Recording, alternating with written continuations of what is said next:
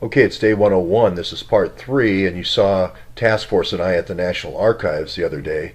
In 1998, there was an act that was passed about to declassify the records of the Central Intelligence Agency through this interagency working group um, regarding the Nazis.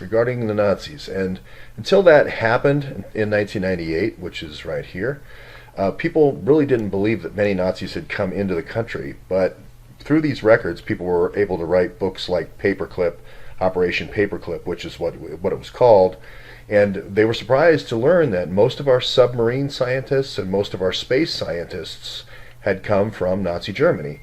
They were also increasingly surprised to find out that a lot of the folks were actually hired by Allen Dulles in our intelligence community. So the first wave of folks that were declassified was called the first tier. You're going to recognize the names: Adolf Hitler, Klaus Barbie, the butcher, Adolf Eichmann, who also had a very unsavory reputation, Joseph Mengele, who did all the experiments. I think the Schlachthof 5, I believe he had done a lot of those kind of Yellow House experiments. And the Yellow House experiments that were near the town that was blown up in Kurt Vonnegut's Slaughterhouse 5 was very much based on, I believe, Joseph Mengele's experiments down there, and I believe the things that happened in 1970s in the 90s came directly out of that. It's sort of I hate to say, a program that continued with those records in American universities, unfortunately Canadian universities, and universities all around the world. And it's very unfortunate, a lot of the MK Ultra stuff in Canada, etc. But then there's another interesting name here, which is Heinrich Mueller, and I'll get to his story in a second. He was the head of the Gestapo. And then here's Kurt Waldheim. Kurt Waldheim became the UN Secretary General. Now, if you remember, Kennedy makes a speech at the UN in 1962 called the Peace Race. Not the space race, not the arms race, but the peace race. And the reason why he made it was the person who was going to be the Secretary General, and I can't remember his name, died in a plane crash in Africa. And I believe Kurt Waldheim becomes the UN Secretary General because of that. I'm not sure of that. I should check that.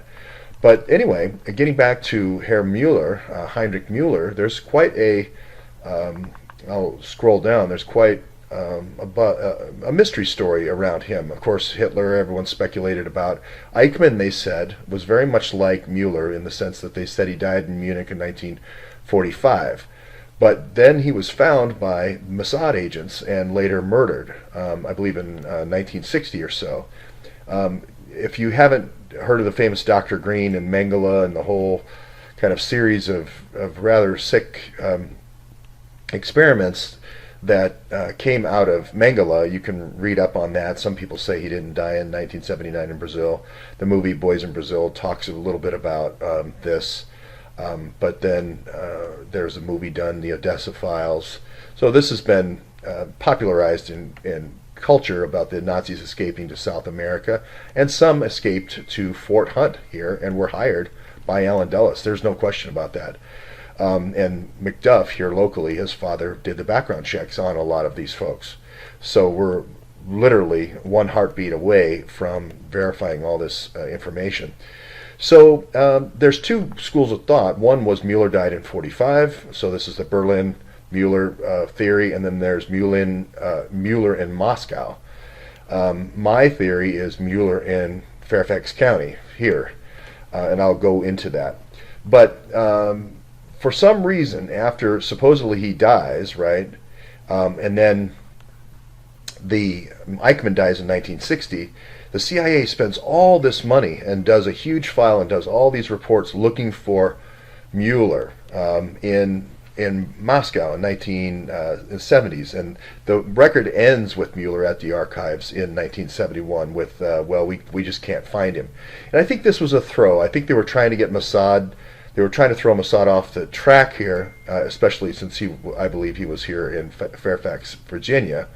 Now, I'm not saying anything at all about Bob Mueller being related to Heinrich Mueller, but there were people that came and put flowers on his grave years after his death. And he was directly working with the counterintelligence staff of the CIA. I believe he was working when Mueller came here. For instance, Wolf, Alan Dulles used to call him Wolfie. Wolfie ran European counterintelligence for the CIA after the war. Wolfie was the guy who got he went to the Vatican, got Knights of Malta passports for all the Nazis, placed them in consulates, Maltese consulates all over the South America until they could get jobs and so forth and integrate into society. So and then kind of work their way back up. So they were very familiar with counterintelligence, and it is interesting that 1998 and the rise of Bob Mueller is creating the counterintelligence staff of the FBI. Now, I'm not saying McGarity is from this kind of Dukes and the son of Mueller and all this, and Andy McCabe and Priestap and so forth, but stranger things have happened. Stranger things have happened. For instance, Kurt Waldheim coming here with the Nazi file and so forth does go on to become Secretary General of the United States. So if you do look at the file, and for some reason they only released 7 in the initial tier, you'll have Conrad Heinrich, Friedrich Heinrich. You'll see the listing here. I'll scroll down. For some reason it scrolled away from Mueller, but you can see there's not just 1 or 2 Nazis. There's a number here. I guess that was correct.